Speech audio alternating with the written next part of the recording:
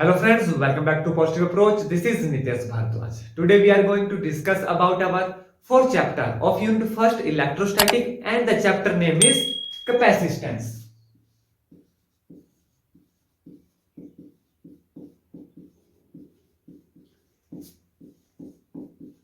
This is our fourth chapter of Unit First.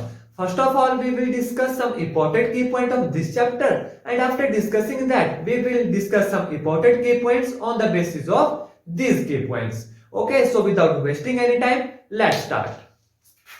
Our first important key point of this chapter is electrical field. Electric field inside a conductor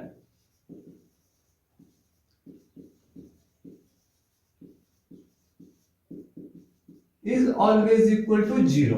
electric field जो होती है एक conductor के बीच में हमेशा क्या होती है, जीरो होती है। एक बात मुझे याद है, बहुत से स्टूडेंट पूछते हैं कि आप जो है न्यूमेरिकल के ऊपर वीडियोस बनाइए, तो मैं आपको बता दूं वीडियो का आधा पार्ट जो है शुरू का इंपॉर्टेंट की पॉइंट्स का रहता है और उसका नेक्स्ट हाफ पार्ट जो है न्यूमेरिकल का रहता है। अगर आपको सिर्फ न्यूमेरिकल्स ही देखना है तो नीचे डिस्क्रिप्शन में जो है मैंने टाइम स्टैम्प्स दिए होते हैं, आप उस पर क्लिक करें, डायरेक्ट आप जो है न्यूमेरिकल पर पहुंच जाएंगे। तो हमारा जो पहला इंपॉर्टेंट की पॉइंट था वो था कि इलेक्ट्रिक फील्ड होती है किसी कंडक्टर में क्या होती है, जीरो होती है। अब देखिए जो दूसरा इंपॉर्टेंट की पॉइंट बनता है, क्या बनता है कि इलेक्ट्रिकल जो फील्ड होती है वो just outside a charge conductor always perpendicular होती है उसके सरफेस पे। क्या होगी, electrical field just outside a charged conductor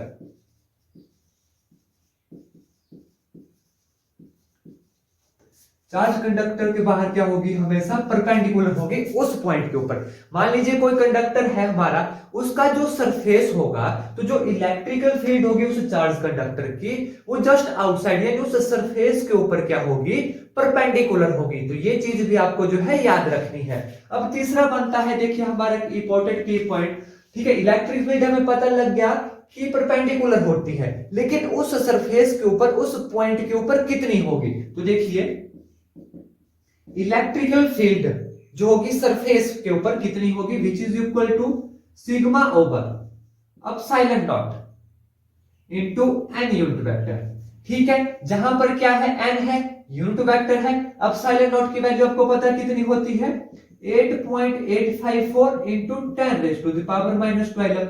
ये वैल्यूज आपको जो है याद होनी चाहिए क्योंकि न्यूमेरिकल में जो है पूछी जाती है, और इस चीज के ऊपर भी जो है न्यूमेरिकल आपसे बनेंगे इस फॉर्मूला के ऊपर। क्या है ये है electric field just outside a charge conductor, यानी जो सरफेस होगा चार्ज कंडक्टर का उस पॉइंट पे जो है किसी पॉइंट पे इलेक्ट्रिक फील्ड कितनी होगी। सिग्मा क्या है, यहां पर है सिग्मा है हमारे पास सरफेस चार्ज डेंसिटी। क्या है सिग्मा, सरफेस चार्ज डेंसिटी। कई बार इस तरीके के क्वेश्चन भी एग्जाम में पूछ ले जाते हैं, ये एक्सप्रेशन दिया गया होगा, पूछा गया होगा सिग्मा क्या है, बताइए वैल्यू ऑफ एप्सिलॉन नॉट क्या है। ठीक है, इसकी यूनिट, इसका डायमेंशनल फार्मूला क्या होता है वो आप जो है मुझे कमेंट करके बताएंगे। ठीक है, ये हो गया। इसका देखिए नेक्स्ट जो हमारा फोर्थ इंपॉर्टेंट की पॉइंट आता है, देखिए सरफेस चार्ज डेंसिटी के बारे में हमने पढ़ा।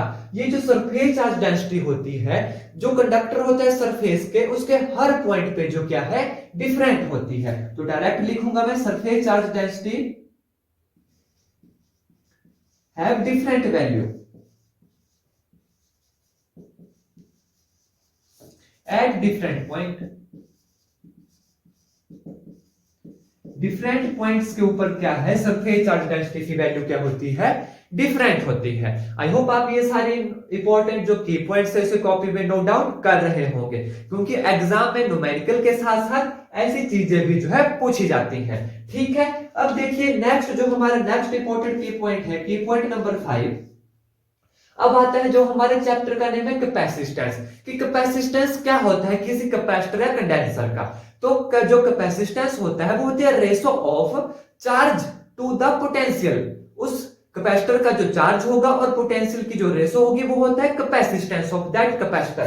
देखिए फार्मूला क्या बनेगा, capacitance of that capacitor is equal to the ratio of charge to its potential. और इस फार्मूला के ऊपर जो है एग्जाम में न्यूमेरिकल पूछे जाते हैं। कैसी क्वांटिटी है? स्केलर क्वांटिटी है। कैसी क्वांटिटी है? स्केलर क्वांटिटी है। C is equal to Q over V। देखिए अब यूनिट का बारी आती है। देखिए यूनिट क्या होती है कैपेसिटेंस की? यूनिट जो है इसकी SI यूनिट, SI यूनिट होती है फैराड, FARAD। लेकिन ये जो फैराड SI यूनिट है ये बहुत बड़ी यूनिट होती है, इसलिए कैपेसिटेंस को generally micro farad, pico farad, nano farad में जो है यूज किया जाता है। तो देखिए माइक्रो फैराड कितना होता है? एक 10 raise to the power minus 6 farad. Nano farad कितना होता है? 10 raise to the power minus 9 farad. और इसके बाद आता है पिको फैराड। पिको फैराड कितना होता है? 10 raise to the power minus 12 farad. ऐसा यूनिट क्या आई? फैराड आई। लेकिन फैराड जो है बहुत बड़ी यूनिट होती है। जैसे मैं आपको बता दूं अर्थ का जो है कैपेसिटेंस कितना होता है? अर्थ का जो कैपेसिटेंस है वो होता है 711 माइक्रोफैराड। अब आप देखिए अर्थ जो है इतना बड़ा ऑब्जेक्ट है, ठीक है, तो उसी का जो कैपेसिटेंस है वो 711 माइक्रोफैराड है। तो आप देख सकते हैं फैराड जो है कितनी बड़ी यूनिट होगी। इसलिए कैपेसिटेंस को जनरली माइक्रो, नैनो और पिको में यूज किया जाता है, क्योंकि ये जो फैराड है ये बहुत बड़ी यूनिट है। अर्थ की देखिए कैपेसिटेंस कितना है? 711 माइक्रोफैराड है। तो आप इसी से अंदाजा लगा सकते हैं कि फैराड जो है कितनी बड़ी यूनिट होगी। ठीक है, ये तो था कैपेसिटेंस क्या होता है। ठीक है, ratio of the charge to the potential, units भी आपको पता लग गई। ठीक है, इसके बाद आता है देखिए बहुत ही इंपॉर्टेंट फार्मूला है,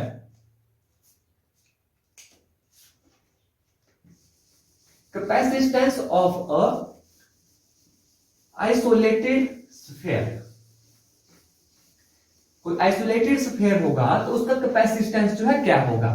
इस चैप्टर से जो है न्यूमेरिकल, काफी ज्यादा न्यूमेरिकल जो है एग्जाम में पूछे जाते हैं। तो आपको जो है ये फॉर्मूलाज आने चाहिए, तभी जो है आप इसके न्यूमेरिकल सॉल्व कर सकते हैं। ठीक है, क्या करेंगे अब हम? देखिए कैपेसिटेंस क्या है? Capacitance of a isolated sphere. Isolated sphere है कोई, उसका कैपेसिटेंस कितना होगा? लिखिए C is equal to 4 pi epsilon naught into R। तो ये भी एक फार्मूला बना हमारा किस चीज के लिए? अगर हमने कैपेसिटेंस निकालना हो किसी आइसोलेटेड स्फीयर का, क्या पता चल रहा है? C जो है डायरेक्टली प्रोपोर्शनल है किसके? R के, जहां पर R क्या है? Radius of that sphere. Radius होगी उस स्फीयर का। 4 पाई एप्सिलॉन नॉट कितना हुआ यहां पर? देखिए हमें पता है 1 ओवर 4 पाई एप्सिलॉन नॉट कितना होता है? 9 into 10 raise to the power 9। ठीक है, तो अब ऊपर चला गया तो 1 over 9 into 10 raise to the power 9 होगा। ये चीज मैं आपको इसलिए बता रहा हूं क्योंकि जब आप न्यूमेरिकल करेंगे तो डायरेक्ट आप इसकी वैल्यू पुट कर सकते हैं। ठीक है, आपको जो है याद रखेगा, जितनी प्रैक्टिस करते हैं तभी जो है ये वैल्यू याद रहती है। ठीक है, अब देखिए capacitance directly proportional to radius of that sphere. अब यहां से एक न्यूमेरिकल बन सकता है कि अर्थ का कैपेसिटेंस निकालिए। ठीक है, क्योंकि अर्थ भी जो क्या है आइसोलेटेड स्फीयर है। तो हमें पता है देखिए अर्थ का रेडियस कितना है? 6400 किलोमीटर। वो कितना हो गया? देखिए 6400 इंटू 3 जीरोस और इतना मीटर, क्योंकि मीटर में जहां हम हर चीज कन्वर्ट करते हैं, which is equal to 6.4 into 10 raise to the power 1 2 3 4 5 and 6 metre. ये आ गया। हमें पता है कैपेसिटेंस देखिए कितना होता है? 4 pi epsilon naught into radius. 4 pi epsilon naught कितना आ गया? 1 over 9 into 10 raise to the power 9 into multiply, देखिए रेडियस कितनी है? 6.4 into 10 raise to the power 6 which is equal to 711 microfarad. ठीक है, तो इस तरीके से जो आपसे न्यूमेरिकल भी एग्जाम में पूछा जा सकता है।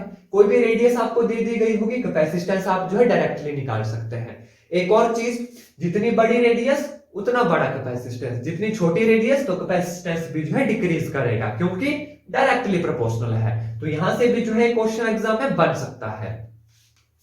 ठीक है, आई होप ये फार्मूला आपको पता लग गया होगा।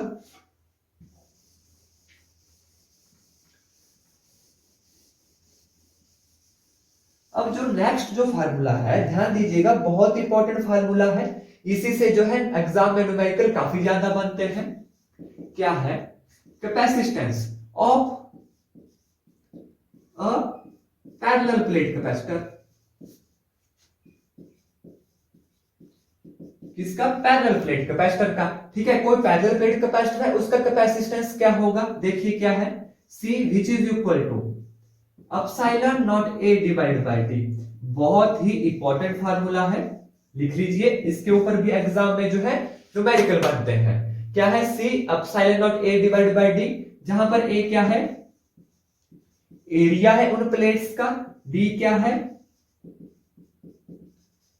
डिस्टेंस है उन दो प्लेट्स के बीच का। ठीक है, कैसे होता है पैरेलल प्लेट कैपेसिटर? कुछ इस तरीके का, नेगेटिव चार्ज इस साइड, पॉजिटिव चार्ज। ठीक है, और बीच में क्या है? हवा है, एयर है। ठीक है, तो क्या होगा capacitance? C epsilon naught A divide by D, जहां पर एप्सिलॉन नॉट क्या है? फिर से मैं वैल्यू लिख लेता हूं ताकि आपको याद हो जाए। एप्सिलॉन नॉट की वैल्यू होती है 8.854 इंटू 10⁻⁻12। यूनिट आपके लिए मैंने होमवर्क दिया है कि उसकी क्या यूनिट होती है, क्या डायमेंशनल फार्मूला होता है उसका, वो आप जो है कमेंट करके बताएंगे। ठीक है, ये वैल्यू इसलिए लिख रहा हूं ताकि आपको याद रह जाए। ठीक है, ये आया हमारा capacitance of parallel plate capacitor. अब मान लीजिए इसमें डाइलेक्ट्रिक इंट्रोड्यूस कर दिया हमने कोई। ठीक है, ये पैरेलल प्लेट कैपेसिटर है, इसमें कोई डाइलेक्ट्रिक डाल दिया जिसका डाइलेक्ट्रिक कांस्टेंट है K, तब ये कैपेसिटेंस क्या होगा? देखिए, Cm से इसे यूज कर रहा हूं, K टाइम हो जाएगा इस कैपेसिटेंस के बराबर epsilon naught A divide by D। ये भी बहुत इंपॉर्टेंट फार्मूला है, इन्हीं के ऊपर जो है एग्जाम में न्यूमेरिकल पूछे जाते हैं। सिंपली क्या होगा? Cm is equal to K time C naught. अगर मैं इसको C नॉट से जो है डिनोट करता हूं, क्या बन सकता है क्वेश्चन? मान लीजिए किसी पैरेलल प्लेट कैपेसिटर में जो है हम डाइलेक्ट्रिक इंट्रोड्यूस करते हैं, तो नया कैपेसिटेंस क्या होगा? आप डायरेक्टली बोलेंगे नया कैपेसिटेंस हो जाएगा K टाइम। ठीक है, K से जो है मल्टीप्लाई हो जाएगी K time the old capacitance. मान लीजिए कोई कैपेसिटेंस है 5 माइक्रोफैराड। ठीक है, कोई डाइलेक्ट्रिक हमने उसमें डाला ऑफ 4 कांस्टेंट। ठीक है, K की वैल्यू कितना है? 4 है, तो K टाइम हो जाएगा नया कैपेसिटेंस, यानी 20 माइक्रोफैराड हो जाएगा नया कैपेसिटेंस। तो आपसे ये क्वेश्चन भी एग्जाम में पूछा जा सकता है कि डाइलेक्ट्रिक डालने से जो है क्या फर्क पड़ता है। उसका जो कैपेसिटेंस है, जितनी उस डाइलेक्ट्रिक की वैल्यू होगी उतना जो है इंक्रीज हो जाएगा। ठीक है, अब यहां से जो है एक और इंपॉर्टेंट की पॉइंट बन रहा है कि मेटल का डाइलेक्ट्रिक कितना होता है फॉर मेटल। तो मेटल के केस में जो है डाइलेक्ट्रिक कितना होता है? इनफिनिटी होता है। कितना होता है? इनफिनिटी होता है। आई होप ये चीजें आपने जो है नोट डाउन कर ली होंगी।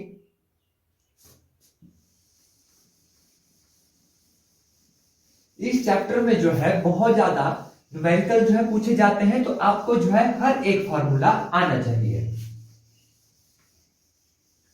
अभी जब हम न्यूमेरिकल करेंगे तो आपको पता लग जाएगा कि किस तरीके के न्यूमेरिकल जो है इस चैप्टर से पूछे जा सकते हैं।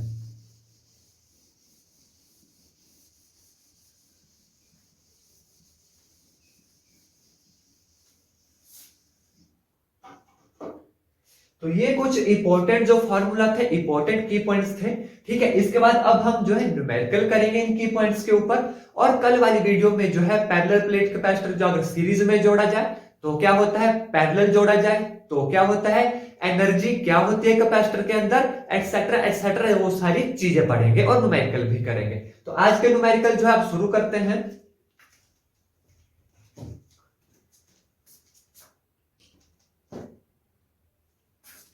ठीक है, आप देख सकते हैं, देखिए पहला न्यूमेरिकल करते हैं। Potential difference of 250 volt is applied across the plate of a capacitor of 10 picofarad. पहले ही कहा था मैंने कि जो कैपेसिटेंस होता है नैनो, माइक्रो और पिको में जो है जनरली यूज किया जाता है, लेकिन ऐसा यूनिट क्या है, फैराड है। कैलकुलेट चार्ज ऑन प्लेट, हमसे क्या पूछा है, चार्ज ऑन प्लेट पूछा है। पोटेंशियल डिफरेंस कितना है, 250 volt is applied across a plate of a capacitor. देखिए क्या क्या दिया गया है हमें, V हमें दिया गया है, कितना दिया गया है, 250 वोल्ट। क्वेश्चन आपको पढ़ना है और देखना है कि कौन सा फार्मूला यहां पर यूज होगा। Applied across the plate of a capacitor, capacitor कितना दिया गया है, कैपेसिटेंस देखिए 10 पिकोफैराड, जो 10 पिकोफैराड है इसको फैराड में कन्वर्ट करिए, 10 into 10 raise to the power minus 12 farad. And calculate the charge on the plate, क्यों हमें निकालना है, चार्ज ऑन द प्लेट हमें निकालना है। अभी हमने पढ़ा था कैपेसिटेंस ऑफ ए कैपेसिटर क्या होता है, ratio of charge to the potential. कितना होता है, फार्मूला मैं लिखता हूं, देखिए V, माफ कीजिएगा, कैपेसिटेंस का फार्मूला क्या होता है, C is equal to Q over V। ठीक है, चार्ज हमें निकालना है, Q is equal to C dot V। ठीक है, ये फार्मूला हमारे पास बन गया। सबसे पहला फार्मूला जो हमने पढ़ा था वो देखिए इस न्यूमेरिकल में यूज हो रहा है। तो Q is equal to C कितना है हमारे पास, 10 into 10 raise to the power minus 12 farad multiply by volt कितना है 250 वोल्ट। करिए सॉल्व करिए, कितना आ गया, 10 raise to the power minus 11 into 25 into 10 में से लिख सकता हूं, कितना आ गया 25 into 10 raise to the power minus 10, जिसे मैं लिख सकता हूं 2.5 into 10 raise to the power minus 9 coulombs. ये हमारे पास चार्ज आ गया। देखिए कितना आसान न्यूमेरिकल था, बस एक ही दिक्कत आती है कि कौन सा फार्मूला जो हमें अप्लाई करना है। जब आपने जो है की पॉइंट्स अच्छे से पढ़े होंगे, आपको यहां से देखिए डायरेक्ट पता चल रहा है पोटेंशियल डिफरेंस गिवन है, applied across the plate capacitance given है, क्या पूछा है, चार्ज पूछा है। सिंपल सा पता है हमें कैपेसिटेंस का formula charge over potential difference, तो यहां से डायरेक्ट निकल जाएगा जो मर्जी वैल्यू पूछी गई हो। तो ये तो था हमारा फर्स्ट न्यूमेरिकल। आई होप ये आपको समझ आ गया होगा। ठीक है, अब 2.5 मैंने क्यों लिखा, ये भी आंसर है, ये भी आंसर है। ये डिपेंड करता है अब हमारे ऑप्शंस के ऊपर कि एग्जाम में जिस तरीके के ऑप्शन दिए गए होंगे वो हमने कैलकुलेट करना है। देखिए यहां पर -10 था तो मैंने एक जीरो हटा के यहां पे पॉइंट लगा दिया। ठीक है, ये डिपेंड करेगा हमारे ऑप्शंस पे कि ऑप्शन में आंसर किस तरीके से दिए गए हैं। बाकी मेन जो क्वेश्चन सॉल्व करना है वो ये तरीका रहने वाला है, और जितनी आप इसकी प्रैक्टिस करोगे उतना आपके लिए अच्छा रहेगा, तभी जो है आपको ये फॉर्मूलास याद रहेंगे। नेक्स्ट क्वेश्चन पढ़िए, what should be the radius of isolated spherical conductor. देखिए जैसे ही आइसोलेटेड स्फेरिकल कंडक्टर पढ़ा आपके दिमाग में डायरेक्ट पॉइंट आ जाना चाहिए कि कैपेसिटेंस ऑफ आइसोलेटेड स्फीयर क्या होता है। ठीक है, so that it has capacity of 1 microfarad. हमसे पूछा है कि रेडियस क्या होनी चाहिए उस आइसोलेटेड स्फीयर की जिसका कैपेसिटेंस गिवन है। कैपेसिटेंस दे दिया गया है, रेडियस पूछा है, तो हमें पता है, अभी हमने फॉर्मूला पढ़ा था, C कितना होता है 4 pi epsilon naught into r। ठीक है, ये है कैपेसिटेंस फॉर आइसोलेटेड स्फीयर। अब क्या दिया गया है, कैपेसिटेंस हमें दिया गया है, रेडियस हमसे पूछी है, ये कांस्टेंट हमें पता है कितना होता है, अभी मैंने आपको बताया था। ठीक है, कितना दिया गया कैपेसिटेंस 1 माइक्रोफैराड, तो 1 माइक्रोफैराड यहां पे लिखिए, जो कितना होगा 10 raise to the power minus 6 farad, which is equal to 4 pi epsilon naught into r। ठीक है, रेडियस इंटू 4 पाई एप्सिलॉन कितना आ गया 1/9 into 10 raise to the power 9 which is equal to 10 raise to the power minus 6। करिए cross multiply, radius कितनी आ गई 10 raise to the power minus 6 into 9 into 10 raise to the power 9 which is equal to 9 into 10 raise to the power minus 3 metre. तो इतनी जो है radius होनी, माफ कीजिएगा 10 रेज टू द पावर 3, क्योंकि -6 + 9 + 3, इतनी रेडियस होनी चाहिए उस स्फीयर की जिसका जो है कैपेसिटेंस 1 माइक्रोफैराड होगा। कितने radius 9 into 10 raise to the power 3 metre, तब जो है हमारे पास 1 माइक्रोफैराड निकलेगा। तो आपने देखा कैसे जो है न्यूमेरिकल सॉल्व हुआ। यहां से आपसे कैपेसिटेंस भी पूछा जा सकता है, रेडियस गिवन होनी थी। ठीक है, तो आप देखिए दोनों तरीकों से जो है क्वेश्चन सॉल्व हो सकते हैं, बस आपने ध्यान रखना है कि आपसे पूछा क्या गया है। आई होप न्यूमेरिकल आपको क्लियर हो गया होगा।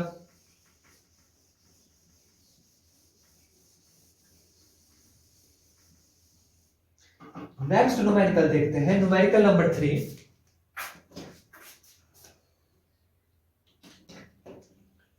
देखिए न्यूमेरिकल नंबर 3 क्या है हमारे पास, पढ़िए।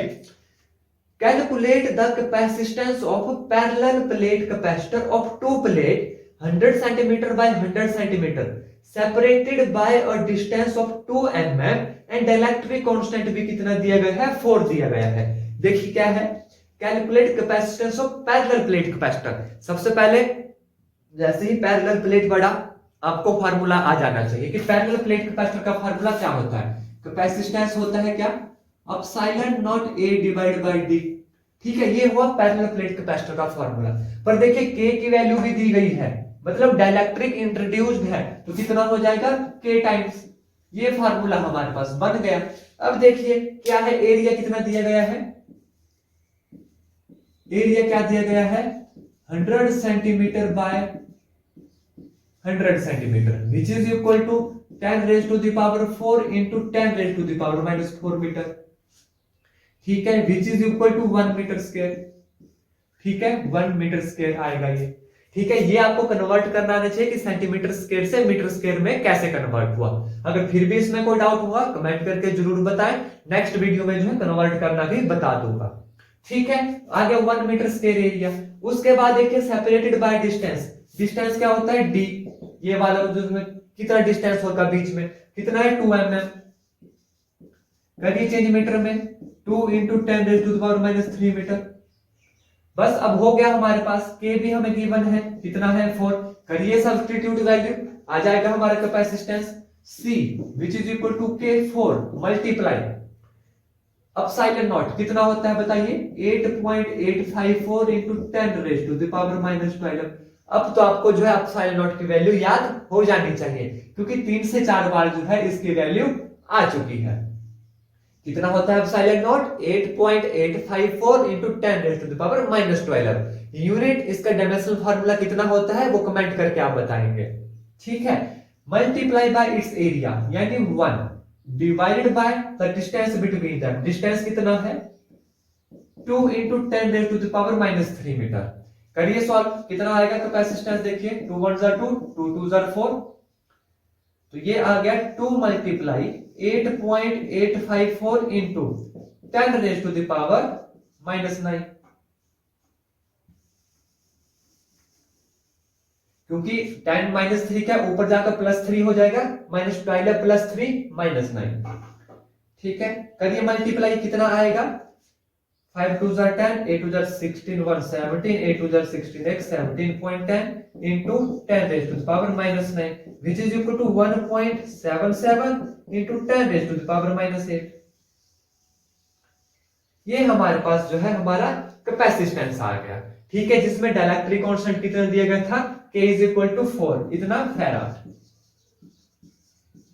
ठीक है, यूनिट क्या होती है कैपेसिटेंस की, ऐसा यूनिट फैराड होती है। कितना आया 1.77 into 10 raise to the power -8। तो आपने देखा कि कैसे जो है ये न्यूमेरिकल सॉल्व हुए।